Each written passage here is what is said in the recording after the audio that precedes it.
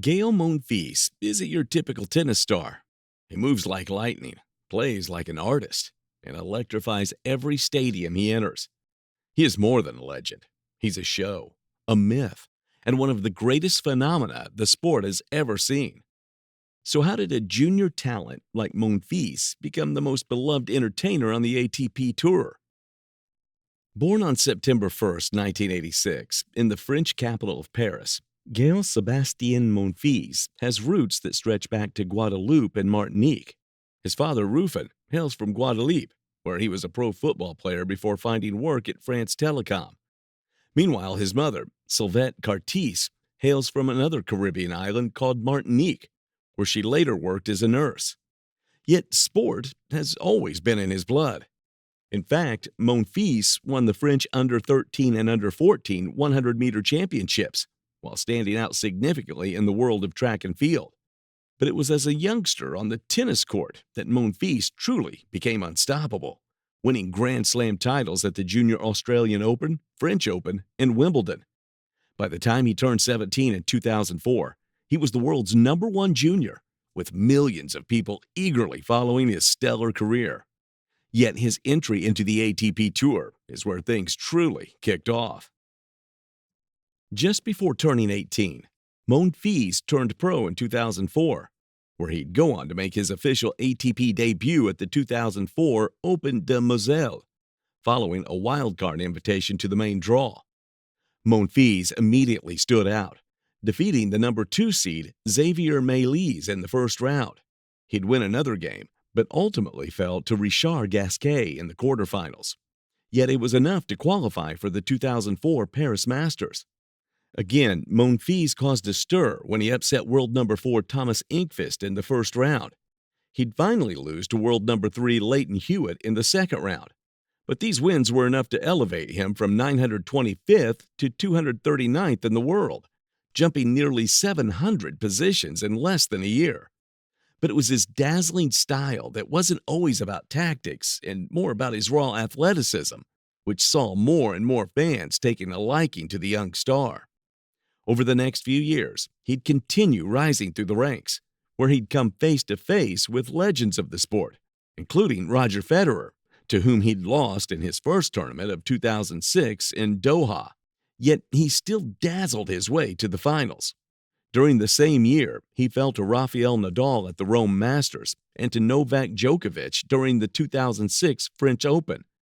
But he was still climbing up the ranks, cracking the top 50 by the end of 2006, ranking as high as 23rd in the world at some point. Unfortunately, he could never manage to win a professional Grand Slam title. But despite this, it was his style of play that always kept fans coming back, demanding to see more Monfils in action, even if he was never the odds-on favorite to win against the big names of the sport. But what is it that truly made him special? While most players chase consistency, Monfils chases magic. He is an acrobat, an artist, and perhaps the fastest mover on the court. Looking back to his times on the 100-meter dash as a 14-year-old, Monfils cracked 11 seconds, running it in 10.58. And now, many speculate that his time running a mile could perhaps be around 4 minutes and 30 seconds, compared to Djokovic, who might just crack the 5-minute mark. But it isn't his stamina that gives him the ability to cover nearly everything on the court. It's his speed, which some also claim to be the equivalent of that of sprinters running in the Olympic Games.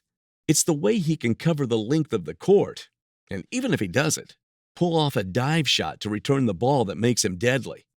Unlike Djokovic, who has perhaps the best anticipation in the game, Monfils often has to sprint to get to the ball, and this reaction time is very similar to the .614 recorded by Aussie Nick Kyrgios during the 2016 Australian Open. Unfortunately, Monfils' reaction time is not publicly available, but given the fact that he was faster than Kyrgios, it is likely that he will just pip the Aussie in this state. But even more scintillating is his shots that might seem a little unconventional to some. While the top stars of the sport focus on consistency and anticipation, Monfils can pull off shots that no one even thought were possible, especially his ability to jump forward when the ball is just about to go out of bounds. The one thing that has kept him from using this athletic prowess to become the greatest player in the sport is perhaps his unforced error rate. In 2025, it sits at about 16.3%, which is a bit too high given someone like Nadal, who is just over 13%. And it also should be noted that Nadal has played more than double the games of Monfils. It's these minor stats that have proven his downfall, but at least he isn't the kind of guy who lets it get him down. Being a fan favorite, despite even losing, you never see Monfils smashing his racket out of pure frustration or getting into it with officials. He has a very nonchalant personality, characterized by always smiling. Even when facing a world number one in front of thousands of people when he reaches the finals, Gael tends to be relaxed, making jokes with many of his fans. As the man himself said, "I play tennis because I enjoy it, and I want people to enjoy it too." And having fans enjoy tennis is exactly the mission he has accomplished in his career. With fans all over the world, including his home of France, the fun-loving crowd in Australia, and the United States, where he's dazzled crowds for nearly 2 decades. Even without any Grand Slam titles to his name, Gael Monfils is surely going to have one of the greatest legacies the sport has ever seen, even though the record books might not show it.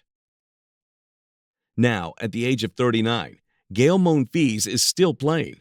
Unfortunately, his style has changed slightly, given the numerous injuries he had to endure, specifically during his mid-30s.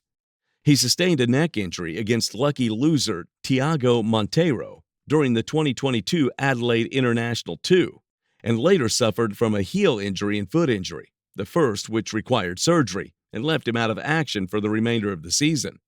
Following 4 months away from the sport, during which time he became a father, Monfils returned in 2023. He'd go on to break a few records, earning his 356th hardcourt victory at the 2023 Stockholm Open.